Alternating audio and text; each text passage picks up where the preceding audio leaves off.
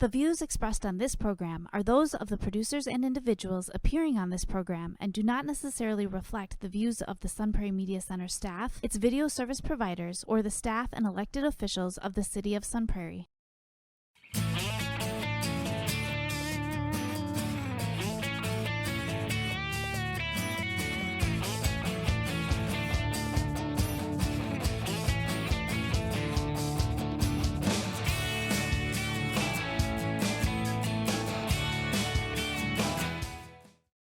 Welcome back. We were having so much fun talking with our guest, Angie Stone, that we didn't even go home and change clothes to do episode 2. We're all wearing the same outfits. You're seeing this maybe 2 weeks hence from our previous episode. If you're tuning in right now, go back 2 weeks and take a look at what we were talking about at that time. But there's a lot of things left over. My name is Shirley Gutkowski. I am the owner of Primal Air here on Main Street. And I'm Dr. Shalom Samuel with Shalom Family Chiropractic. And our guest today, again, is Angie Stone, our longevity expert and certified dementia caregiver. Did I say it right? Certified dementia practitioner. And we're going to continue on things that you can do to prevent Alzheimer's. And when we were talking a couple of weeks ago for you, a couple of minutes ago, we were talking about different things that you have control over so that you can help prevent Alzheimer's. And I also, if you think that you are going to go that way, if that's a high risk category for you. And so we left off talking about Dr. Bradenson and the books that would be very helpful, and as a reminder to start in your 20s or even sooner. So Dr. Bradenson's book was a real woohoo for you when you were entering into this with your dad. Yes. Dr. Dale Bradenson has done a lot of work. He is a neurologist out of California and has done a lot of groundbreaking work for at least a decade on what are the things that we have some control over when it comes to our brain health. And there are so many things. Alzheimer's is multifactorial, right? The causes are multifactorial. And that's why it's really difficult to just say, oh, just do this and you won't get it, right?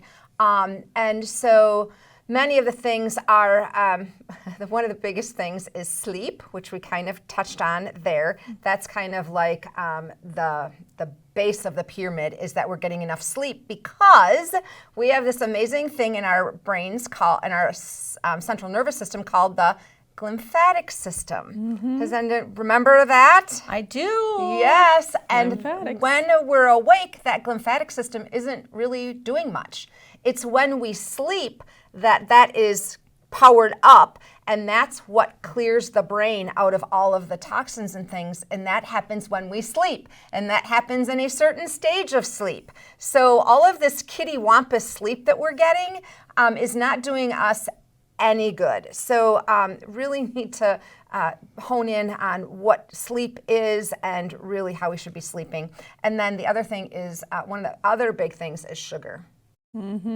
Does that surprise you? Which leads us to, now you were just mentioning that Alzheimer's is called diabetes type 3. Type 3, it can be. Yes, some people are referring to it as that.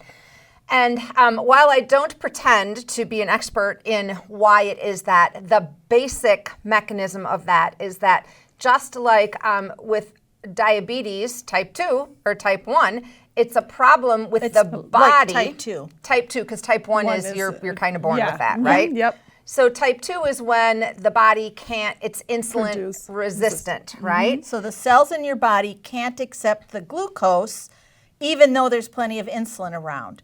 And in the brain, and that's what's happening in the brain too, I guess, is how this was ended up being mapped out. Because we've always known that type 2 was insulin resistant. Correct. And now we're like, oh my God, it's happening in the brain too. So it's like because your body's not able to take care of the sugars coming in, just like your dental health is affected, eyesight is affected. What else is affected? Your hormones are affected. So just like Microvasculature at your toes and Right. your Oh yeah, fingers. that's why you have amputations. Yeah. Right. And then, so now the brain is also affected, and that condition is now called that. Type 3. Yeah. Yeah. Which is insane. Sugar. It's insane. So sugar. So get rid of the Get rid of your sugar, but don't go to sugar substitutes. The lab-based sugar substitutes are also contributing to this waterfall. You need to get natural, no glycemic increase Yes. sugars. They include xylitol, and people are freaked out about xylitol because the dogs can't get it. And why would a dog be eating your candy? I don't get it. So whatever. And the other one is erythritol, which sounds like a chemical name. I really hate it, but that's what they use as a bulking agent in monk fruit sweeteners and stevia sweeteners. So why bother with monk fruit and stevia when the biggest part of the bag is erythritol? It's one sugar, you can get it. I've seen it at Woodman's, I get it from Woodman's. And we also have studies to show that erythritol every day will improve carotid flexibility. Wow. So switch out to erythritol. You can add it almost 1-to-1. It might be a little bit more. Sorry, I know a lot about sugars. You might need a little bit more than a teaspoon, maybe a teaspoon and a half, because it's 40% as sweet, or use it to kind of cut back down on your amount of sugar. It's we'll talk about that on another time, but for right now, brain health. yeah, we want that. And if it's causing flexibility or improving flexibility in your carotid, what is it doing to your brain? We don't know because nobody asked. That's the thing. That's how the studies are done. This is a new sugar. It's not a new sugar. We have new studies, but even that carotid study is, I think, 10 years old. Wow. So Wow. this is how we should be living if you're going to go that way. I agree. And the other big thing is do not eat 3 hours before you go to bed. I know. 3 hours before you go to bed, because what happens is if we've got food and our body is sending everything to our bellies to digest it, nothing happens in the brain. The brain is being neglected. So when we go to bed on an empty stomach, now everything that's happening in the night is pertaining to our brain. And so nothing to eat 3 hours before bed. So people that are snackers, man, that's tough, right? But stop eating 3 hours before you go to bed.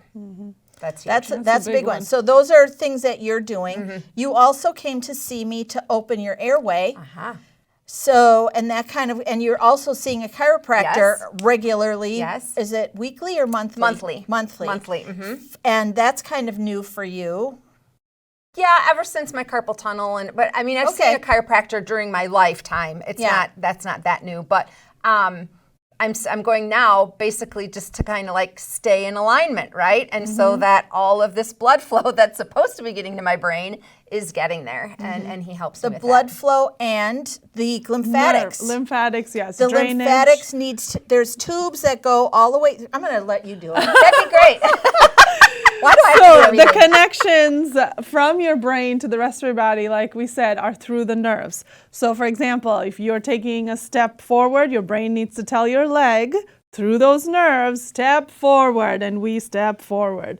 Or you can hold your bladder is expandable, so therefore you can hold your pee all through the night, and your brain has to tell your bladder, hold the pee all through the night, and in the morning you can void it. Some people, if they have lower back issues, they can't hold, they're not able to because the brain signal gets to the spine, but from the spine to the bladder, it's shut off. So because of the misalignment, and therefore the message doesn't get across. Same thing with kids. Kids are potty trained, but they still are bedwetters due to this problem. So when that message is cut off, so for example, if you have really bad tension in your neck, so you're telling your brain to rest, message not getting across. You know, a lot of things, first trauma. Birth is our first trauma. Then we learn to walk. Then we learn to bike. We fall on our butts all the time. We bump our heads. All these things we may forget, but our bodies don't forget. Bodies keep score. Yeah, they keep score. And then 10 years, 20 years, 30 years down the road, you're just picking up like a stick for your dog, and then it's like the straw that broke the camel's back. The trauma, like you said, like when you're 65, we don't want to go to the chiropractor. We don't want to go to the airway person when we're 65.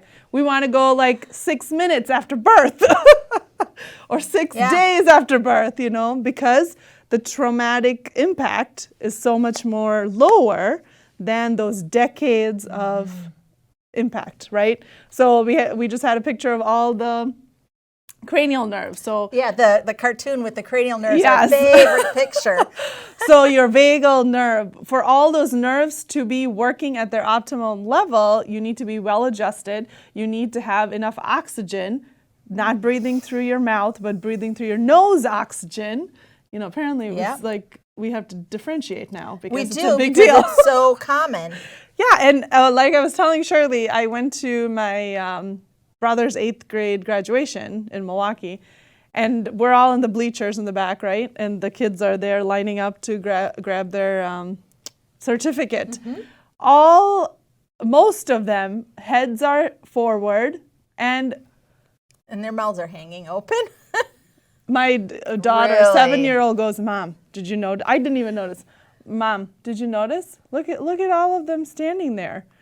It's nice. They're all dressed pretty, but their mouths are open." She said that, and she's 7. Yeah. Good stuff. Good stuff. So, educate early.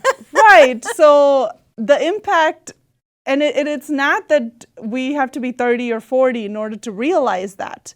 We are at a day, time, and decade, century that we're going to the moon, we're exploring this and that, but let's explore things that give us quality life that got us on there Earth in the first place. Right. In the 60s, grandmas all around the United States like, shut your mouth, shut your mouth, shut your mouth. Don't chew with your mouth open.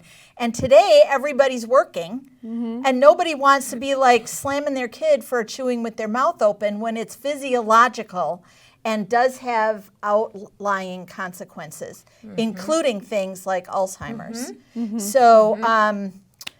So when we correct these small things, in the big scale of life, when you correct these small things at a young age, then when you are in that geriatric population, you don't, or let's say your chances of preventing Alzheimer's and brain impactful diseases are much more higher, right? Right. So if we can do these small things sooner, right? Like Shirley had mentioned, I went to her to have my airway checked, right? And I even went and had a scan to see if my airway is open, because we can't see it. And we just wanted to be sure that everything is, as good as it can be. And if it isn't, then let's work on it. Right. And you can't work on all these things at one time, right? Right. At least I can't, with our lives and they're fast paced and we're doing a lot of things, but implementing one thing at a time,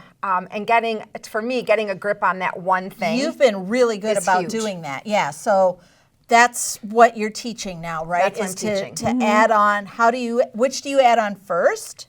Yeah. And how to add that on. So one of the things you did early on was you got a Trishaw license, which we do have a picture of Angie carting her parents on this Trishaw. So talk about that. Yeah, it's called, it's a program called Cycling Without Age. And it was developed by a young man in Denmark who, obviously they bike all over. Everybody bikes in Denmark, right? And so he was biking one day and he was seeing all these elders sitting on the benches. Not doing anything. Not biking. They couldn't bike anymore. So he's like, okay, that's enough of that mess. I'm going to figure out how I can get these people who can no longer navigate their own bicycles out on a bike. And so he was on a mission. And so he created these Trishaws. So it's 2 wheels in the front, 1 wheel in the back. Like the rickshaw. Like the rickshaw.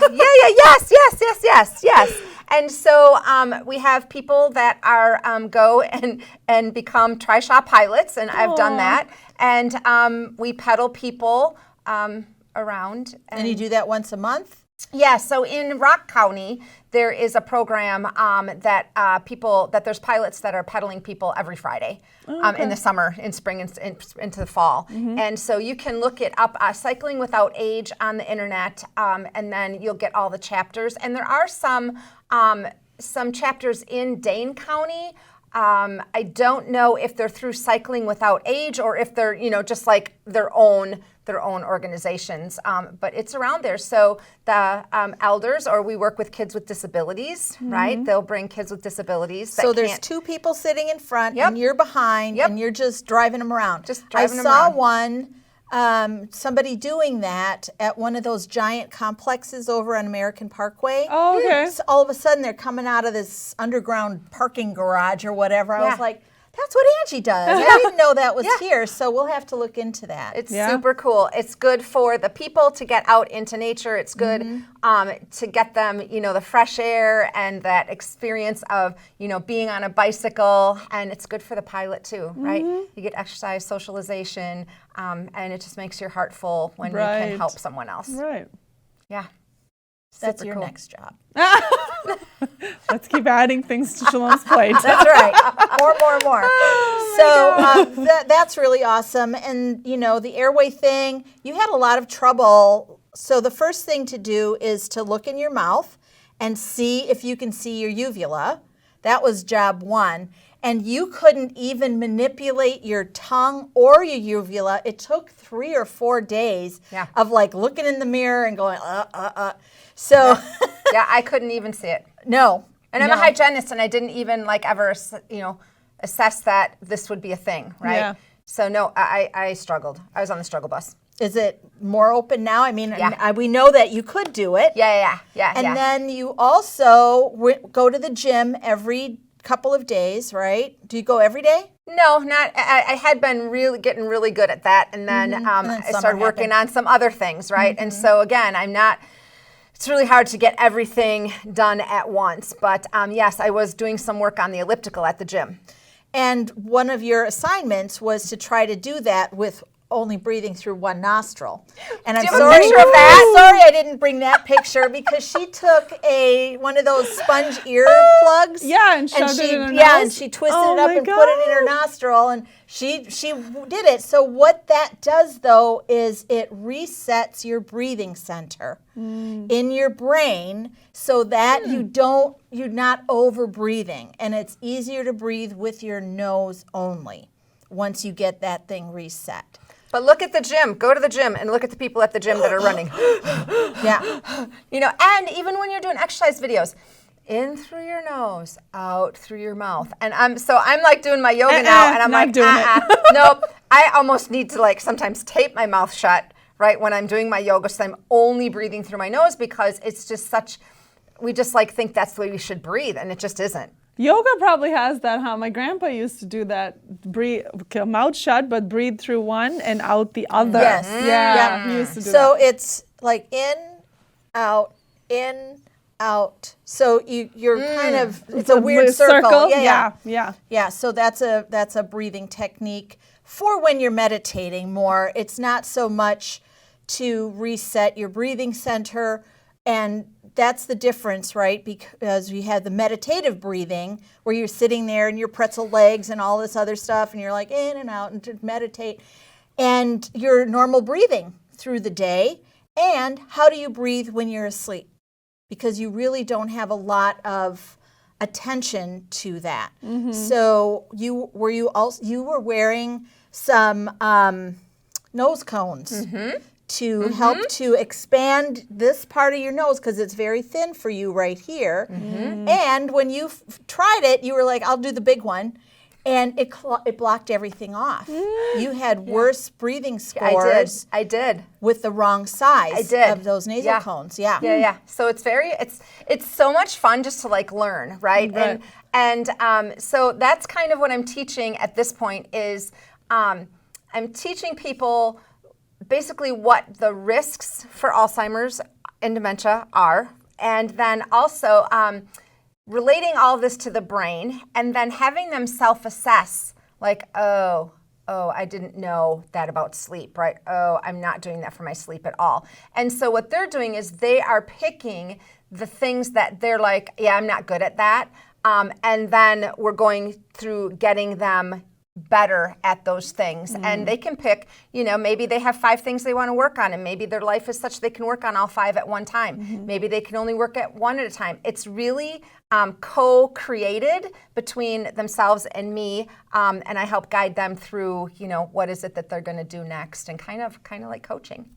And it's not just sleeping for 7 to 8 hours. It's the quality of sleep that matters. Like if you're opening your mouth and sleeping like for a week, then you're going to have other issues like TMJ, and you have not oxygenated your brain or the body in a proper way. So that can wreak havoc? Yep, wreak havoc. Wreak havoc. Wreak havoc. Wreak havoc. And that brings me to a little bit what you were talking about when we were kind of kibitzing earlier, was that you think that there's a real tie between ADHD diagnostics or diagnosis, maybe not the diagnostics themselves, and future Alzheimer's. Well, just because like it has to do, it has to do with the brain's synapses, and theirs fires very fast, and so therefore you have that hyperactivity and the not listening. When you're hyperactive and want to go, you're not going to listen.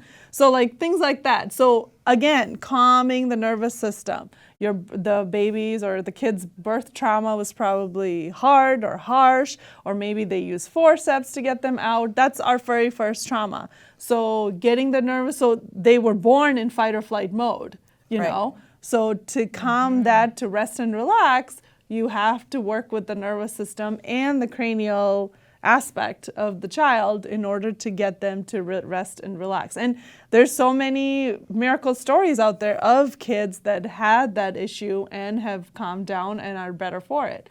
But we as a community, as parents, as sisters, brothers, professionals have to understand that, looking at it from a different angle, from an alternative medical angle. Medicine's always going to be there, but looking at it in a different angle. Are they getting enough air? Have they been tongue-tied? Are they eating enough fresh fruits and vegetables? What is their sugar intake? How are their activity level? How are they eating M&Ms every day with dyes in it? What are the repercussions of those things? Sure. Are they getting adjusted? So all these things from the alternative perspective, so that when they grow up, that they are not faced with challenges that we're trying to find cure for. Yeah. There you go. So we don't want to have a pill. Right. They've been they've spent a lot of money on all these pill sciences, and they just keep pulling them because they're not working. They're not doing anything. It's too late in the game. And starting from your birth trauma, which, if left unattended, just generally speaking, will lead you possibly to wanting to eat more potato chips and not being able to resist and eating sugary cereals and sugar, all of those kinds of things kind of maybe even start from that very first part. So we talk a lot about different people on your team. And I did find a little graphic of like a target. So in the middle of the target, you have yourself and your family members and maybe 1 or 2 little people that are going to help you on your journey and help you stay on the straight and narrow, and you help somebody else. And then you have the medical team, which I guess you and I kind of fall into that category, but mostly people are thinking of doctors, physicians. And then we also have the community resources. Now, the Trishaw thing is kind of cool, and it does kind of fit in there, but where is it? How do you find it? What are the other dementia and this dementia-friendly designation? There's one right here on the door of this media center, but I look around, I'm like, it looks exact same as any other place. So what does it mean to be dementia-friendly, and should that be a badge of honor? Should we put a sign on for Primal Air? Should Dr. Shalom put a sign on her door? How does that work? So there is a specific designation for dementia-friendly businesses, okay? And in Dane County, it is pretty widespread. Okay, it's a lot of businesses have taken the dementia-friendly training. Okay? I'm a dementia-friendly business trainer. Oh. And Can I have a certificate? You have to go through the training, my dear. So it's an easy training, and basically what they do is they train the people that work in the business. Okay, they are training the people in the business to be able to understand working with someone that has dementia. That's the gist of it. So that so say if I was out with my father, I would hope that the dementia-friendly businesses, if I brought him in, would understand, where that this man has dementia and how to work with him and to understand that he's just not a normal person. So oftentimes people, as they advance, they will say inappropriate things or they will act inappropriately for our society, right? And they can't help it. It's the disease. And you talked about ADHD. It's kind of the same, maybe a similar thing. When we take our children and they have ADHD, if they have different, if they are different than the other kids, it's like people be like, oh my gosh, what's wrong with that child, right? And there's nothing really wrong. You don't want to label them wrong. It's who they are, right? And it's the same with someone that has Alzheimer's. It's who they are. They have a disease that's affecting their brain, and they cannot really help what they do, right? Or what they don't do. And so maybe they'll pick their food up, if you're at a restaurant, they'll pick their food up with their hand and they see this, 70, almost 80-year-old person eating something Potatoes, mashed potatoes. Yeah, with their fingers, right? And they're like, what the heck is that about? Or they'll think that the waitress or waiter is their son or daughter, right? It's just things that they can't help. And so dementia-friendly training, that's what that is. It's trying to teach the people that work in these businesses how to interact. That's the gist of it. Okay. Interesting. So, okay, we can, how much does something like that cost? That's free. So you would come to us for free? Yep. And teach us how to do it? Okay. Yeah. And then you can have so you'll see a purple angel on the doors or the windows of the businesses that are dementia friendly. And again, in Dane County, it's a pretty big presence. We're running out of time, and last time we did not talk about how to get in touch with you. Oh. So we wanted to make sure that people know that if they'd like to be trained for their business, or if they would like to avoid, doing all the things that you already studied and already figured out, how to not succumb to their gene. Yes. So you can reach me at Angie, ANGIE, at maintainyourbrain.com. Or if you're on Facebook, you can look me up at Alzheimer's Risk Reduction. That's the Facebook page. Nice. Super. Awesome. So my name is Shirley Gutkowski, and I am the owner of Primal Air right here on Main Street. Thank you for joining us. Please feel free to share these episodes and let people know what you've learned and how you've learned it from Spot for Health. And I'm Dr. Shalom Samuel with Shalom Family Chiropractic, and I have locations now on the west side as well on Odana Road and here at High Crossing Boulevard as well.